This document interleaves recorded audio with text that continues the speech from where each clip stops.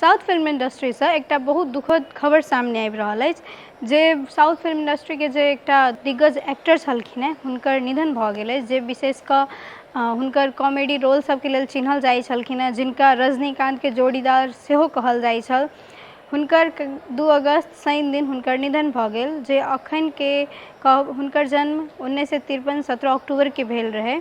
अखन ओ 71 वर्ष के छलखिन हैं। किछु समय से ओ कैंसर से झुलि रहल छलखिन, तऽ चेन्नई में अपन घर में अंतिम सांस लेलथि।